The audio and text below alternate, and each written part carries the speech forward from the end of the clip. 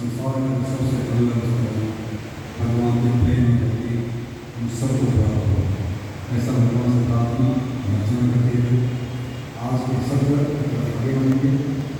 आज से भगवद्गीता अध्याय 17 श्लोक क्रमांक 14। अध्याय का शीर्षक है सौभाग्य विवाह। तो 14 नंबर श्लोक पर चर्चा करने का प्रयास करेंगे। तो मैं श्लोक बोलता हूँ, आप सब सप्ताह होगा।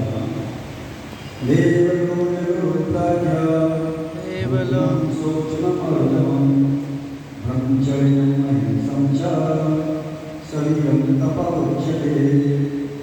देवगुरुप्रज्ञा भोजनं शौचम् अर्धवम्। ब्रह्मचर्यं अहिंसं च शरीरं तप उच्यते। देवगुरुप्रज्ञा भोजनं शौचम् अर्धवम्। ब्रह्मचर्यं अहिंसं च शरीरं तप उच्यते। शब्दार्थ मेरा उदाहरण हो। देवा देवा परमेश्वर परमेश्वर दूजा ब्राह्मण गुरु गुरु गुरु गुरु प्रज्ञा प्रज्ञा पूजनम पूजनम पूजा पूजा शौचम शौचम पवित्रता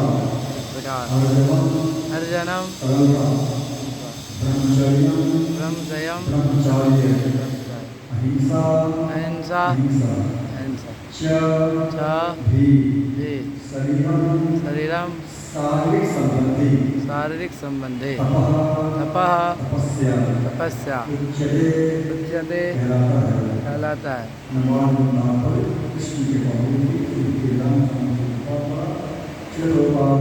जय परमेश्वर ब्राह्मण गुरु माता पिता जैसे गुरुजनों की पूजा करना तथा पवित्रता सरलता ब्रह्मचार्य और अहिंसा ही शारीरिक तपस्या है। यहाँ पर भगवान तपस्या के भेद बताते हैं। सर्वप्रथम ये शरीर तपस्या का वर्णन करते हैं।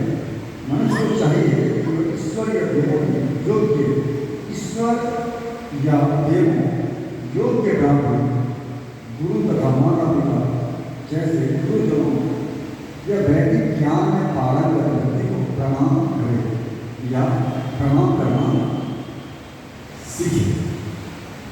इन सब का समझ आदर करना चाहिए। उसे चाहिए कि आंतरिक तथा बाह्य रूप से अपने को शुद्ध करने का अभ्यास करे और आचरण में सरल करना सीखे। वह कोई ऐसा कार्य न करे जो शास्त्र सम्मत न हो। वह वैदिक जीवन के अतिरिक्त महत्वपूर्ण विवाहित जीवन के अतिरिक्त महत्वपूर्ण में न हो, क्योंकि शास्त्र में केवल विवाह नहीं महत्वपूर्ण है। अन्यथा यह ब्रह्मचार्य कहलाता है। ये सब शरीर की तपस्याएं हैं। हरे कृष्ण। तो जैसा कि भगवद गीता 17वां अध्याय में भगवान सार से कहते हैं, केवल सार में 16 अध्याय में भगवद गीता है। 16 अध्याय में अलग अलग अध्याय में भगवान जैसे एक अध्याय से लेकर 6 अध्याय तक कर्मयोग की बात करते हैं, फिर 7 से लेकर 12 तक भक्ति योग की बात करते हैं, और 7 से लेकर 13 से लेकर 18 तक ज्ञान योग की बात करते हैं। तो देखेंगे कि 16 अध्याय तक में भगवान सारे कर्म किए हैं।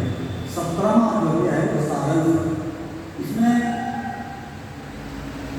गुण का वर्णन करते हैं, दान कैसे दान करना चाहिए, कैसे कैसे गुण में किस व्यक्ति को दान करना चाहिए, शरीर की तपस्या क्या है, ब्राह्मण की गुण क्या है, अलग अलग भेदों में इन श्लोकों वर्णन करते हैं। ये 3 श्लोक है 14, 15 और 16। इसमें भगवान तपस्या के विषय बताते हैं कि तपस्या कैसे होनी चाहिए। सबसे पहले 14 श्लोक में शरीर की तपस्या का भेद बताते हैं।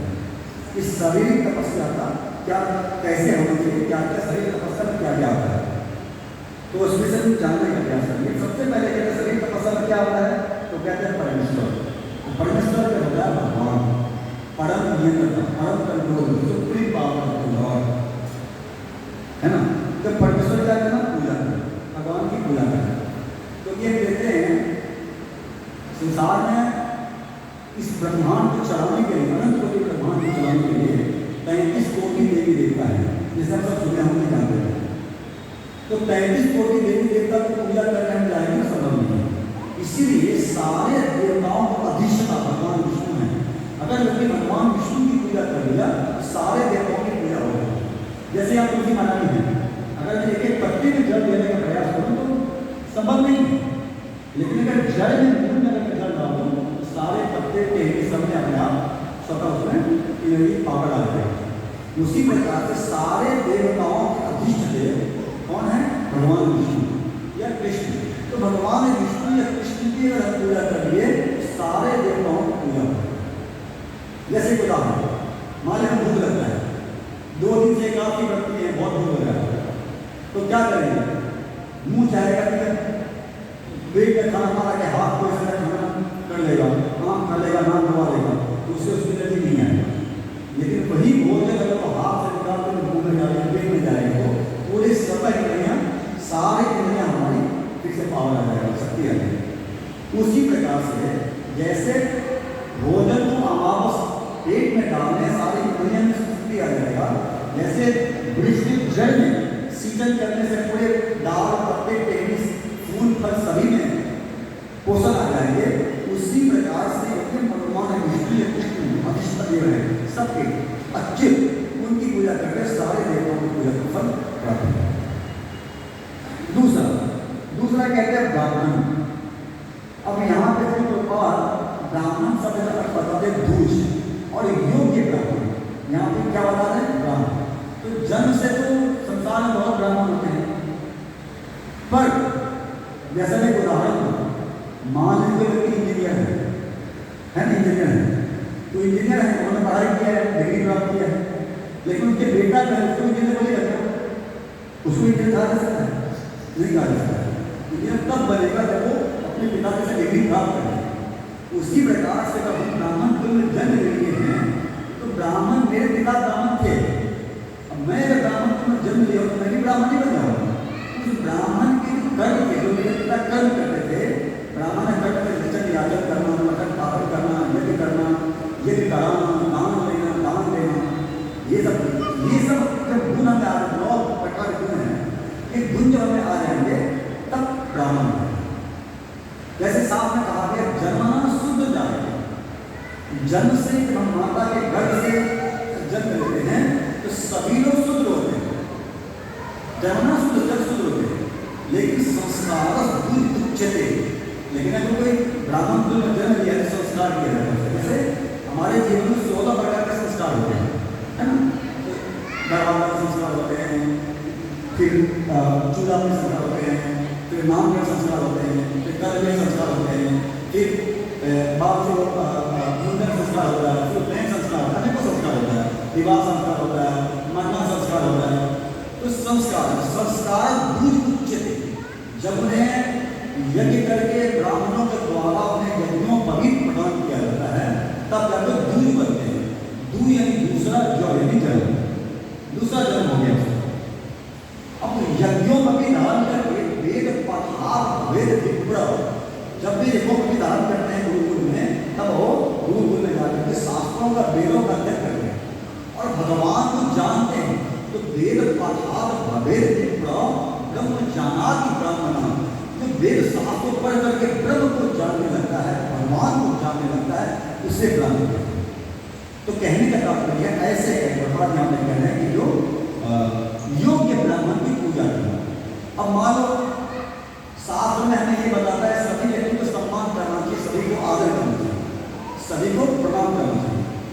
अब आदर करने की चीज है, तो आदर करने की लिमिट है।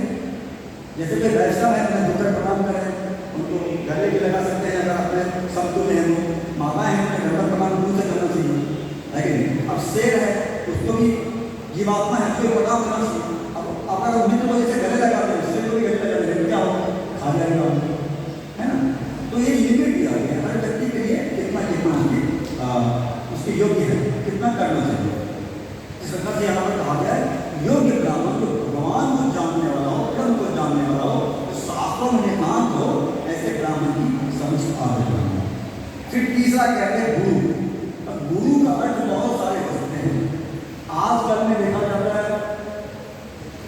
लव गुरु, गण गुरु, हारमोनियम गुरु, टेबल गुरु, कुर्सी गुरु, सभी गुरु बन जाते हैं। गुरु सभी नहीं। गुरु शब्द का अर्थ उपनिषद में कहा गया है गु शब्दस्तु अंधकारस्य। रू शब्द का विरोध का अंधकार निरोधत्वा गु रू की होती है। जब हम अज्ञान के अंधकार में जन्म लिए थे, जैसे उदाहरण, जैसे मान लो घर अंधेरा अंधकार, उस अंधकार में हमें अपना शरीर दिखाई नहीं देता है, दिखाई देता है अंधकार नहीं दिखाई देता। लेकिन अगर कोई कहे कि घर में लाइट जला लो, पता नहीं यहाँ पे लेफ्ट साइड पर लाइट जला लो, तो लाइट जला देंगे तो सब कुछ दिखने लगेगा।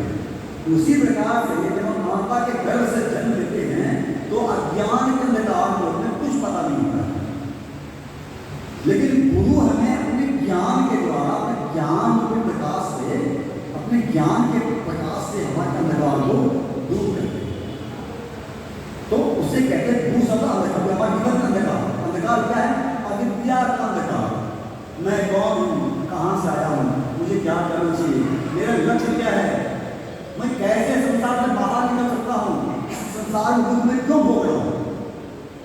इस चीज को जो बनाने वाला, जो इसको पूरी विश्लेषण करे, एक होता है ज्ञान, दूसरा होता है विज्ञान। तो यहाँ पे शास्त्र कहता है विज्ञानात्म स्वरूप समित पानी स्वतः ब्रह्मनिष्ठा तद विज्ञानात्म स्वरूप। ज्ञान मानो तो बुक पढ़ के, किताब पढ़ के ज्ञान प्राप्त कर सकते हैं, लेकिन उसके तह तक, उसको अंदरूनी तक जा सकते, तब तो ज्ञान को जानना।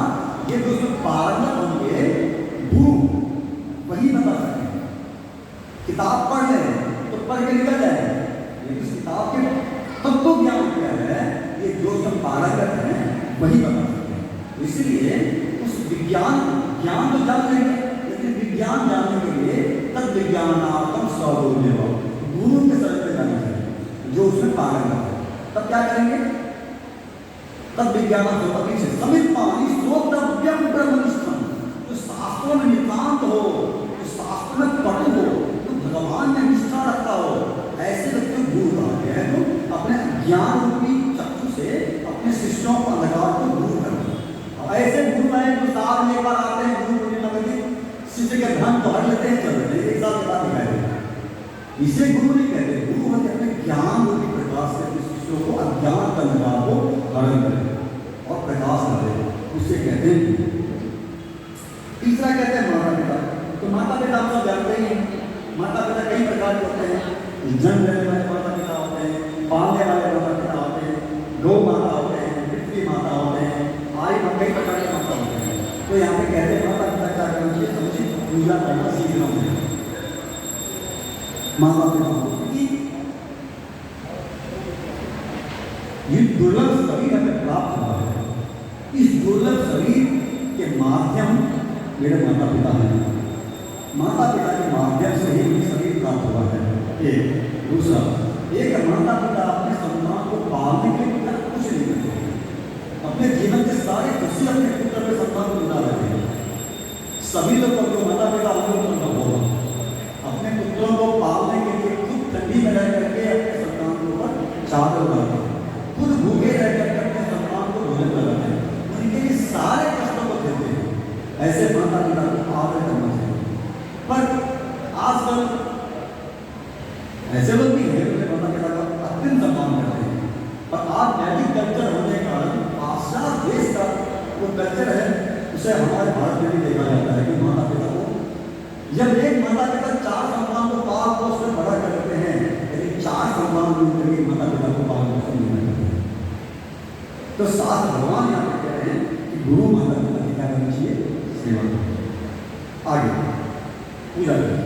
फिर आगे कहते हैं पवित्रता। पवित्रता का अर्थ होता है शौचम। यहाँ पे शौचम कहा गया है, पूजन शौचम। शौचम का मतलब पवित्रता, जैसे अंदर बाहर शुद्ध रहना, अच्छे साफ सुथरे कपड़े पहनना, गंदे कपड़े ना पहनना। जो कपड़े नहीं पहन लिए कपड़े पहन के सो गए, खाना खा ली, उस कपड़े को फिर दोबारा नहीं पहनना, या बदबू देते हुए 4 मिनट वही कपड़े को पहनना, बदबू दे रहा है फिर पहने। प्रतिदिन कपड़े को बदलना चाहिए, शरीर शुद्ध रहना चाहिए, से बाहर से, अंदर से स्नान से शुद्ध होता है और बाहर से अंतरीकरण से भगवान के नाम से शुद्ध होता है। लेकिन अभी आप सामान्य तौर पर देखेंगे इस कली काल में एक फैशन हो गया। फैशन क्या हो गया? वेट के बैठ के भोजन करते हैं, ऐसा वेट पे रख देते हैं खाली और खाते हैं।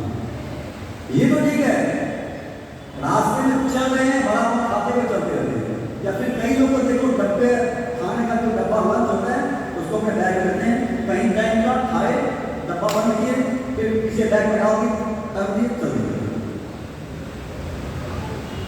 यहाँ पर भोजन करने का फुर्सत नहीं होती कि बैठ करके सही से भोजन करें, हाथ धोए, डब्बा धोए।